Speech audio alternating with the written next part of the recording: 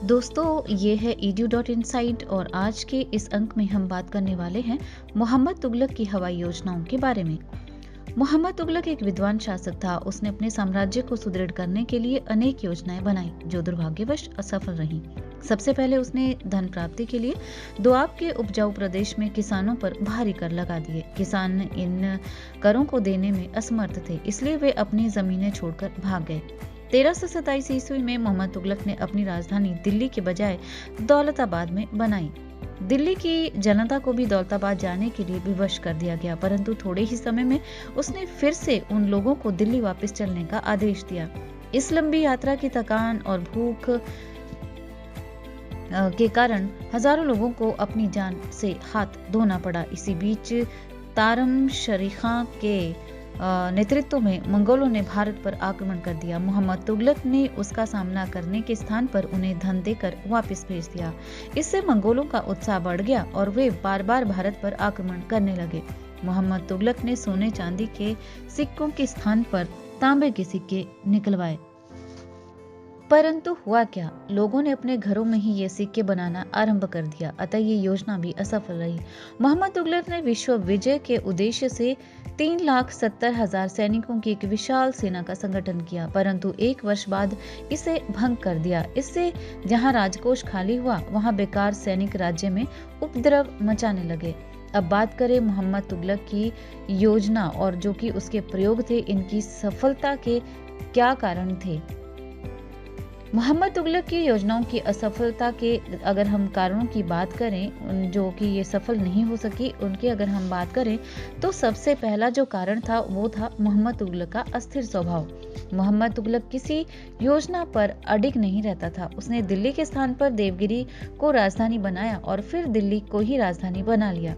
उसने ईरान और चीन विजय के लिए भर्ती की गई सेनाओं को भंग कर दिया। उसने सांकेतिक मुद्रा चलाई और फिर उसे वापस लेने का निर्णय लिया। इस अस्थिर स्वभाव के कारण उसकी योजनाएं असफल रहीं। दूसरा महत्वपूर्ण कारण आता है कठोरता का व्यवहार।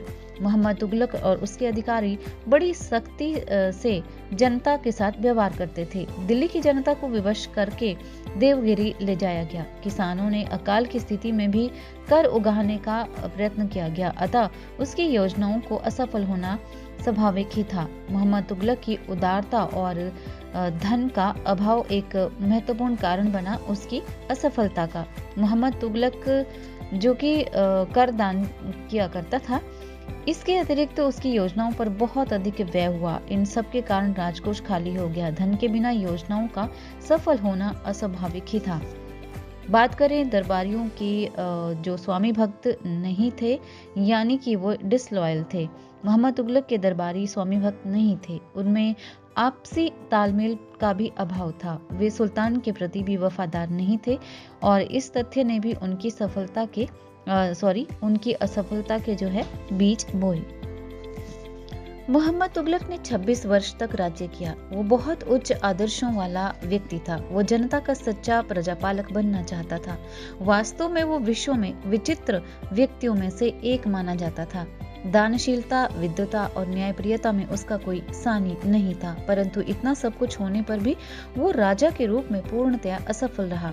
उसकी इस असफलता के कारण बहुत सारे कारण थे, जिसमें कि उसकी असफल योजनाएं, जिनके बारे में हमने अभी बात भी कर ली है, महत्वपूर्ण स्थान रखती हैं। सुल्तान की सभी प्रशासनिक योजनाएं असफल रहीं। उनकी राजधानी परिवर्तन, सांकेतिक मुद्रा प्रचलन, मंगोलों को खरीदना और दोआब के कारण वृद्धि से जहां एक और धन का नाश हुआ, वहीं दूसरी ओर लोगों के दुखों में भी काफी ज्यादा वृद्धि हुई। अतः जनता सुल्तान के विरुद्ध हो गई।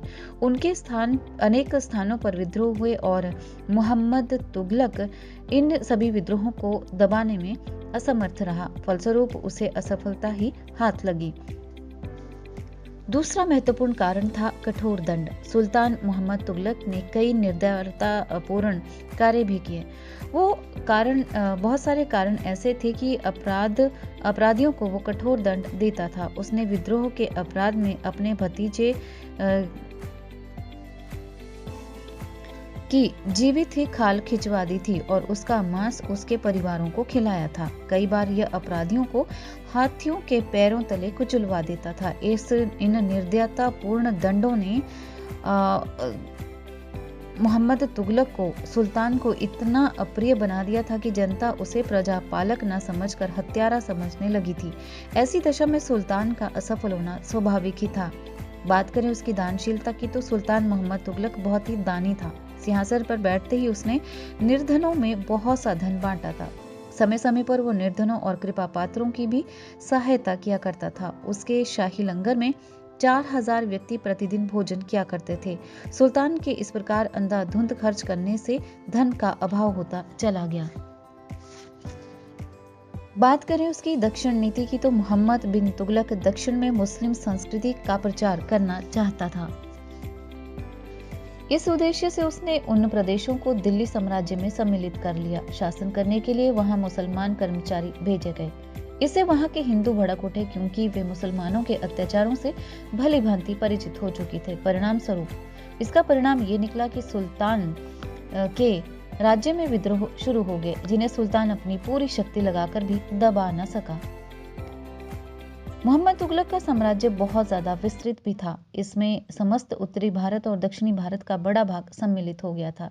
यातायात के साधनों में भी अभाव के कारण इतने बड़े राज्य को संभालना अत्यंत कठिन बनता जा रहा था। वो एक प्रांत में विद्रोह दबाने जाता तो दूसरे किसी प्रांत में विद्रोह उठ खड़ा होता। फलस्वरूप मोहम्मद तुगलक असफल रहा।